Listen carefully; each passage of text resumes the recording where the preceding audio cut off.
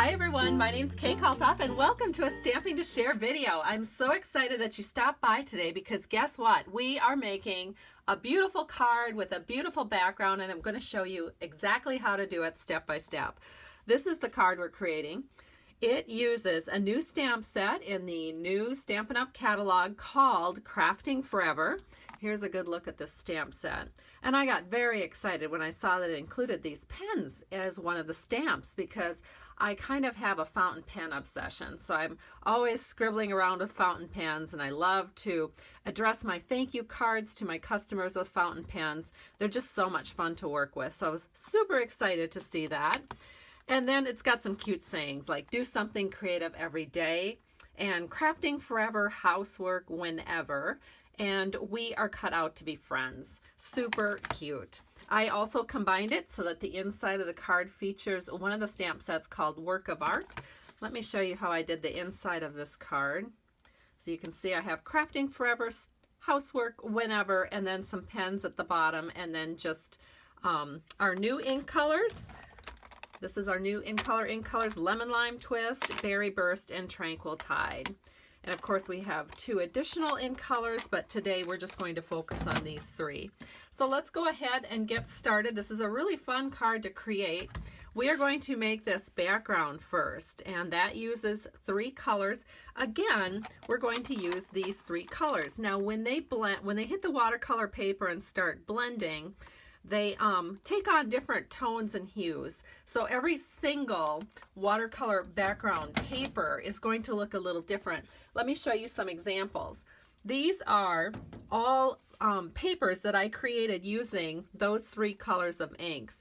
And you can just see how much they vary from card to card. And just the different tonalities. I mean, look at how much more orangey this one is. And then sometimes the green is really dark and sometimes it's more faded. So lots of fun. This is very addicting to do. I actually really had a hard time stopping once I got started. So the first thing that I do when I'm prepping to work with spritzers is I just grab a drop cloth. This happens to be just an old towel. And I am going to kind of cover up all of my work surface area because spritzers have a habit of being pretty spritzy. So sometimes you end up spraying in a direction you're not expecting to spray.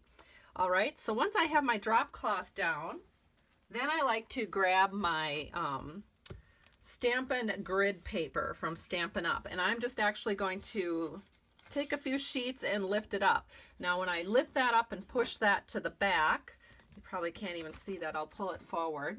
When I push that to the back, what happens is I end up with even more protection in my area. So I sort of have this background piece at the back, and then of course I have my drop cloth protecting my sides and front, and then this is where I'm going to be working. We are going to use Stampin' Up! Watercolor paper.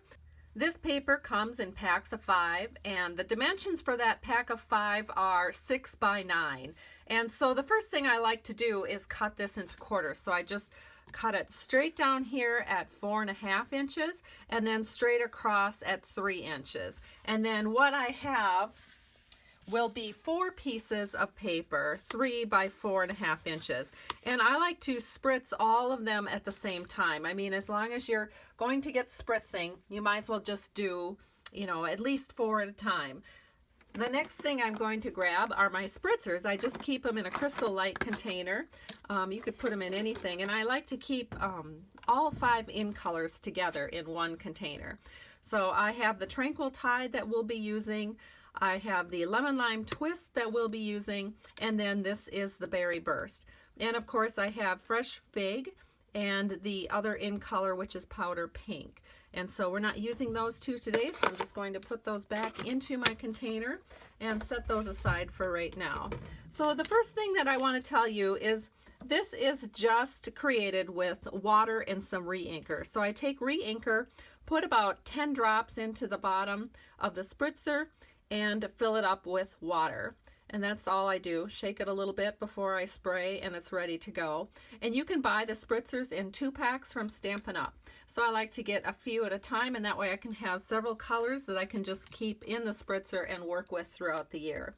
So here is my lemon lime twist. That's the one I'm going to start with. So I'm just going to start by spritzing a corner in each of these. And you want to get it kind of wet. The next color I'm going to work with is the Tranquil Tide. And again, I'm just spritzing it around. And then I've left a little corner on each one where I'm going to be spritzing the Berry Burst.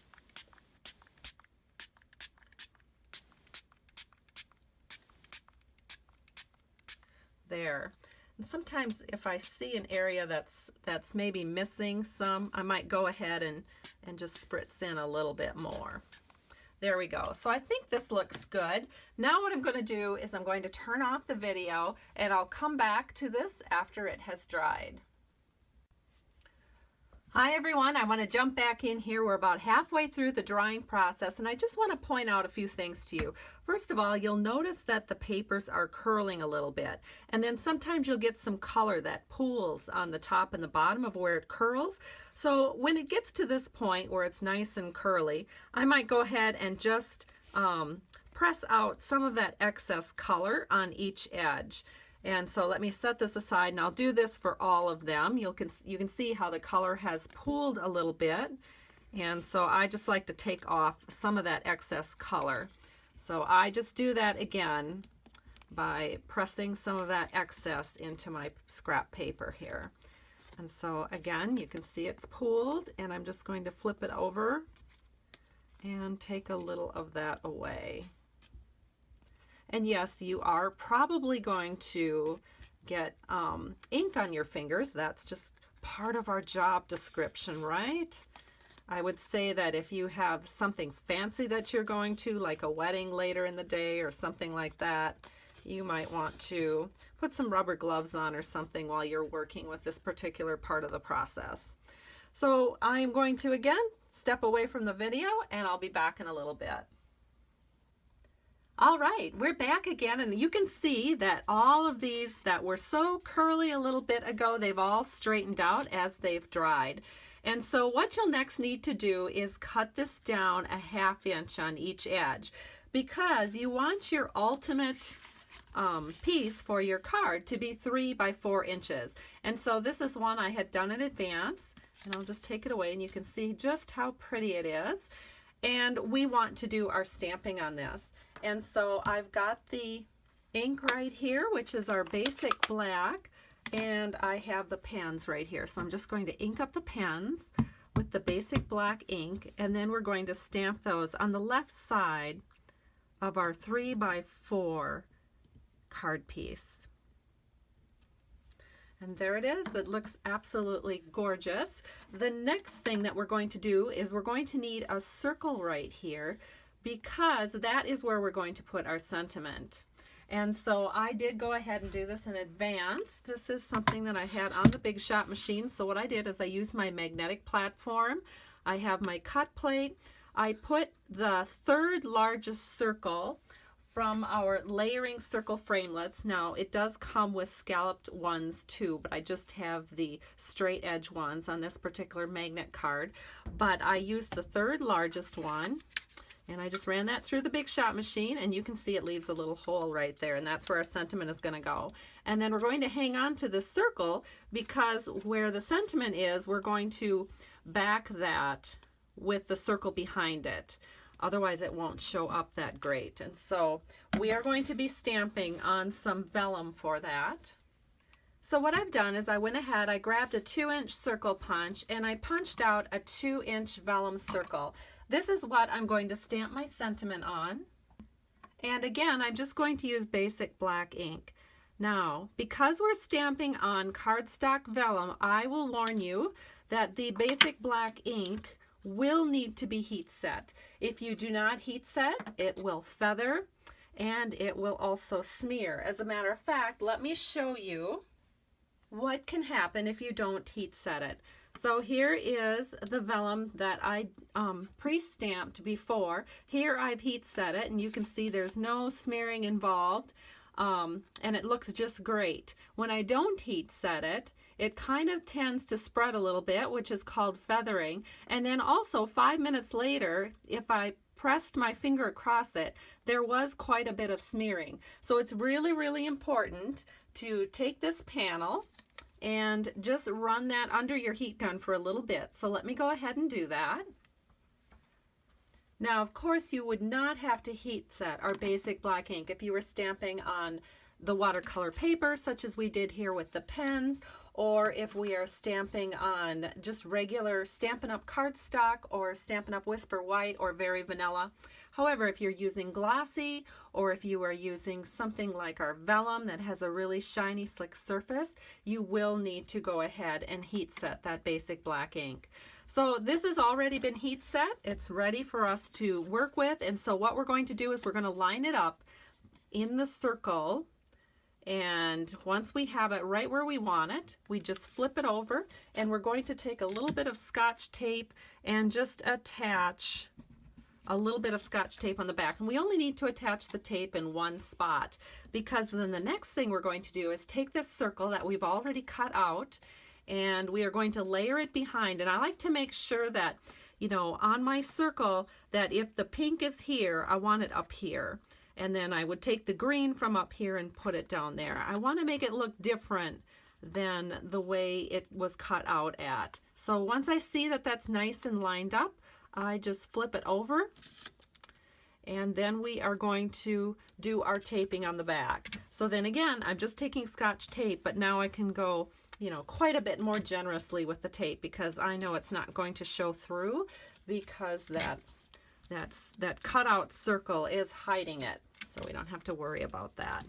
All right, so I've got this tape securely into place, and that is what our panel looks like at this point, and it looks really, really neat. The next thing we're going to do is we're going to attach this panel to a panel of cardstock vellum. This cardstock vellum is 1/4 inch larger than the panel we've been working with. So it's 3 1/4 by 4 1/4. And we're just going to put it on with a little bit of fast fuse.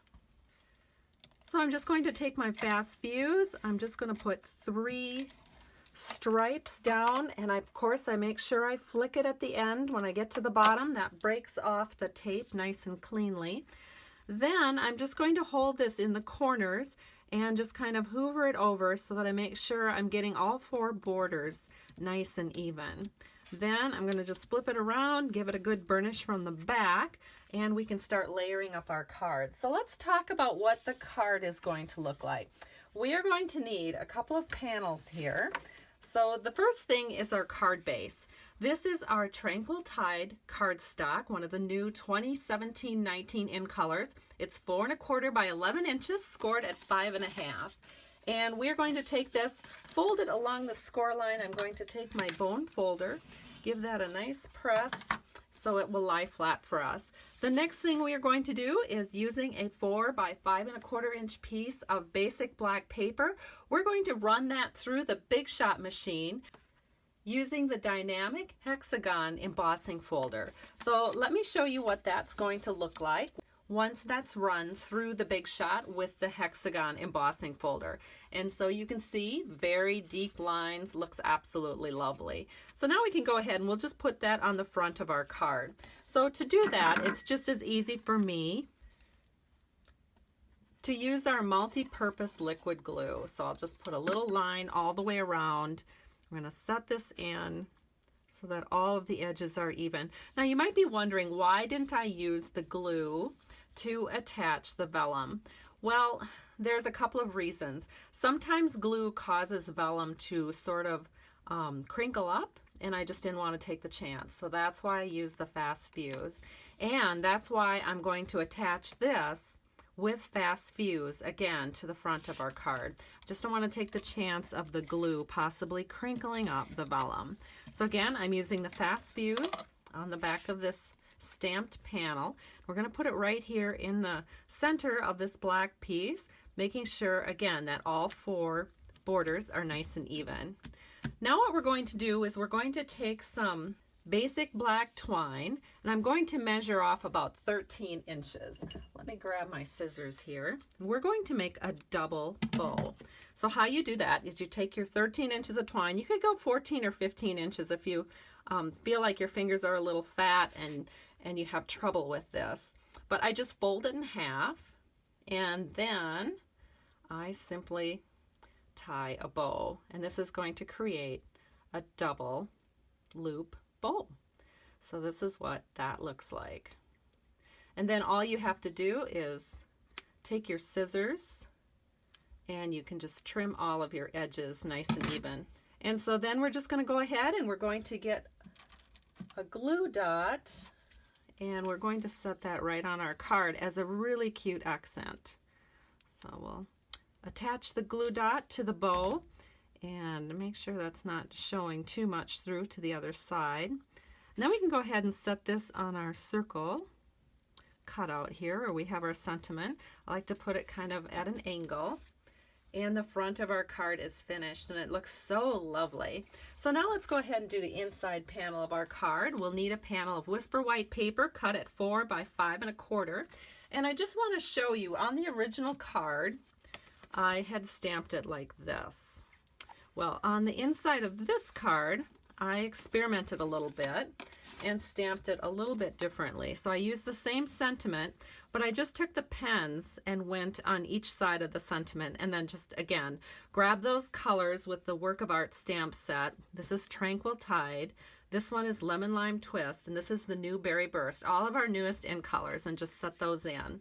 So I'm going to attach this with a little fast view since I happen to have it handy, and we're just going to set this in here so all of our edges are even. And there we go. So you have two different options here, and of course you could come up with your own option too, but these are the two options that I came up with to finish the inside of my card. And honestly, I like both options equally well. I think they're cute. And so thank you so much for joining me today. Hope you've enjoyed this video tutorial. If you'd like to place a product order, be sure to head on over to my blog at www.stampingtoshare.com, where I have lots more tutorials and links for you to visit my online store. Have a great day. I truly appreciate you. Bye-bye.